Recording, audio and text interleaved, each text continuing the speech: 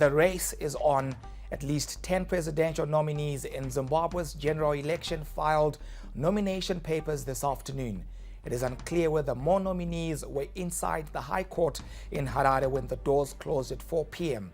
ZTN Prime can, however, confirm that presidential candidate President Emmerson Mnangagwa, Professor Lovemore Maduku, Douglas Monzora, Nelson Chamisa, Trust Chikohora, Xavier Kasukuwere and Linda Masarira submitted their papers. ZTN Prime correspondent Mesingwebu is at the High Court where the Zimbabwe Electoral Commission is verifying the papers. After a long day, the nomination court finally closed its doors at 4 p.m., which opened this morning at 10. Presidential candidates came to file their papers for qualification to run for the presidential race on 23 August when Zimbabwe is going for the harmonized polls.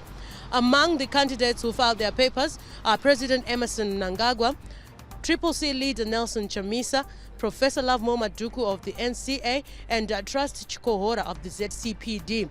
Of note is Linda Masarira of the lead party, who also at the last minute managed to file her papers, despite facing financial woes earlier as she was struggling to raise the funds to ensure that she joins the queue of those that are going to battle it out on 23 August.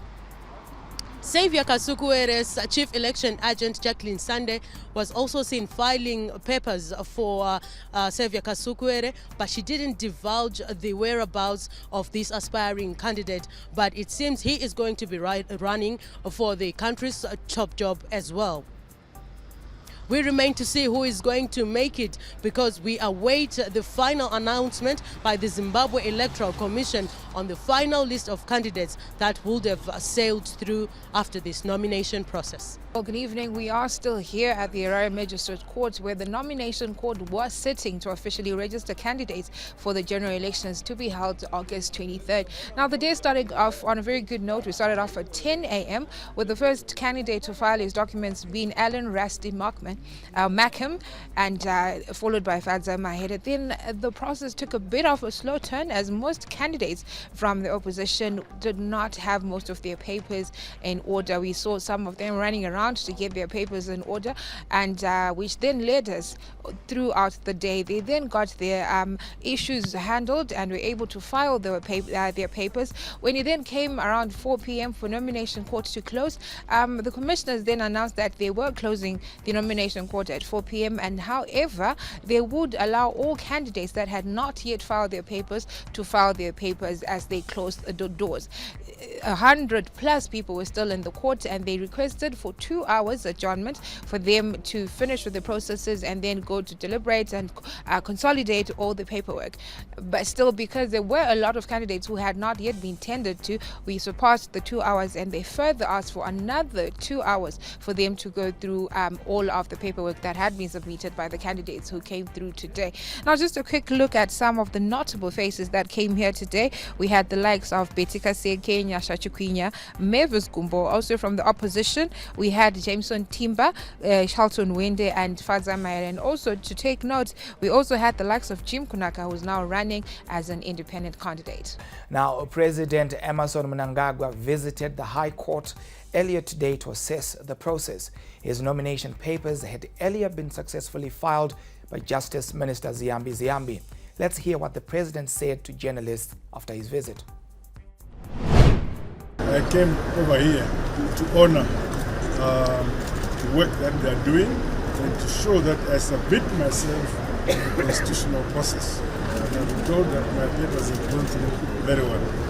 And so far, I understand there are so many citizens who are standing for the presidential post. Some have been cleared, some are in the process of being cleared. And so far I'm told that countrywide the process is going very, very well. I'm happy that Zimbabwe is now a mature democracy. I would like to say to them, this process is so peaceful. This is what we want. We may take our seats. Now, during the process of campaigning, during the elections, post-election, this is the peace we want. This is a mature democracy. government has partnered with a private company as part of its efforts to get the National Sports Stadium meet international standards. The stadium was temporarily withdrawn from hosting PSL matches earlier this month to enable maintenance work on the water reticulation system, as well as to allow for the regeneration of the playing turf. Sports Minister Kirsty Coventry says they stopped the upgrade of the giant stadium after her ministry identified incidents of corruption during the tender process. The last few months, we've recollected ourselves. We're working with a professional company that built the soccer stadium for the World Cup in South Africa, in Johannesburg. And we've put together a proper step-by-step plan of everything that needs to be done. And right now there's a feasibility study being undertaken. We have an incredible corporate that has come on board to help with all those things, who at this point in time will remain confidential. And the idea after the feasibility study is to uplift that entire area. So not just the stadium, but to relook at the possibilities of what can be done with the hockey. And going, originally there was step 2, 3, 4, which never got completed. All the plans are there, but step 2, 3, and 4, actually they were meant to be bucket seats. Apparently they were delivered.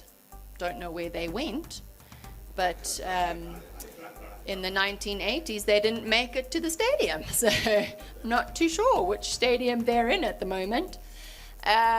So all of those things are being looked at and done, and the process is slow, but I think it's slow because everyone that's dealing with it now has been burnt and wants to ensure that it's being followed correctly.